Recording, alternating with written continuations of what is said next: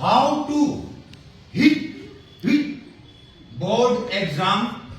how એટલે કે તમે લોકો ધોરણ 10 ની બોર્ડની એક્ઝામ આપો છો, એની અંદર તમને બોર્ડની પરીક્ષાનો જે હાવ છે, જે ભય છે, એ ભય કઈ રીતે દૂર કરવો એ માટે હું તમને આજે કેટલીક વાત કહીશ.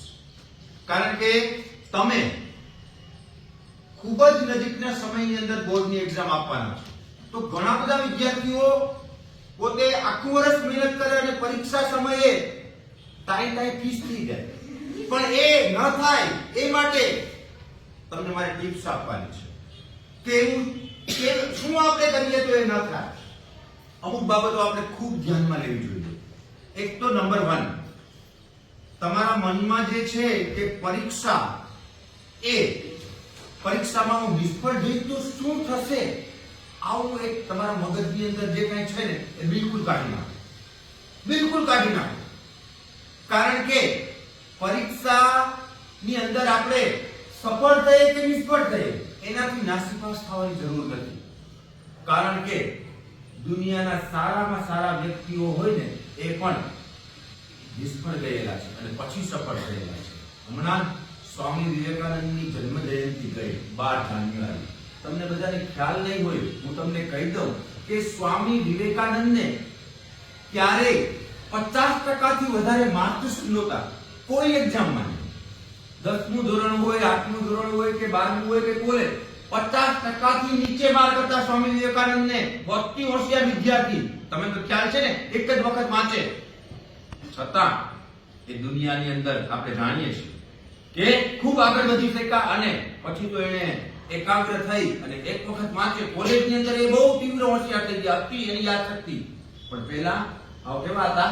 સરેરાશ સામાન્ય વિદ્યાર્થી. એટલે કોઈએ જરા પણ બોર્ડની એક્ઝામ બાબતે નાસીપાસ ન થવું. કારણ કે બોર્ડની એક્ઝામ છે એ બિલકુલ હળવાશથી લ્યો. જેવી રીતે તમે અહીંયા એક્ઝામ આપો છો એ જ રીતે તમે ત્યાં એક્ઝામ આપો. અને બીજું ખાસ મારે તમને એ કહેવાનું છે કે તમારી જે બોર્ડની એક્ઝામ છે એ બોર્ડની એક્ઝામની અંદર તમારે જે છેલ્લા દિવસો છે એ દરમિયાન ઘણા લોકો એવું માને છે કે આપણે છેલ્લે લડી લેશું પછી ભેગું ન થાય, મતલબ કે એને બધું તૈયાર ન થાય ને એટલે પછી ટેન્શનમાં આવી જાય, પછી એવા વિચારો કરે. પછી ઘણીવાર કે હું ફેલ થઈશ તો અને આવું મનમાં વિચારી બહુ વિચારી મગજની અંદર ફેલ થઈશ તો ઘર કરી જાય. અને ઘર કરી જાય ને એ તમને જે વાંચેલું હોય, જે તમારા મગજની અંદર હોય ને એ બધું પણ ભૂલાવે. એટલા માટે હું તમને ખાસ કહું છું કે પહેલા તો બિલકુલ મગજમાંથી એ કાઢી નાખો કે હું પાસ થઈશ કે ફેલ થઈશ. હા, તમે ભણ્યા છો આખું વર્ષ, તમે આખું વર્ષ મહેનત કરી છે, તો યાદ કેટલું છે, યાદ કેટલું નથી રહેતું, ચિંતા મૂકી દો. તમે ભણો, તમે અભ્યાસ કરો, તમે વાંચો, તમે લખો, પછી પરિણામ છે એ પરિણામ આપણી પાસે નથી. પરિણામ પછી આવશે. એટલે પહેલો નંબર એ બિલકુલ પરીક્ષામાંથી મુક્ત થઈ જાવ. મુક્ત મતલબ હું એમ નથી કહેતો કે તમારે વાંચવાનું મૂકી દેવું, પણ પરીક્ષાની ભીડ કાઢી નાખવા, દૂર કરી દેવા. સહજ અને સરળ રીતે જેમ અહીંયા એક્ઝામ આપો છો સ્કૂલની અંદર, એવી જ રીતે બોર્ડની એક્ઝામ આપવા માટે પણ જવાનું બિલકુલ સ્વચ્છ થઈ.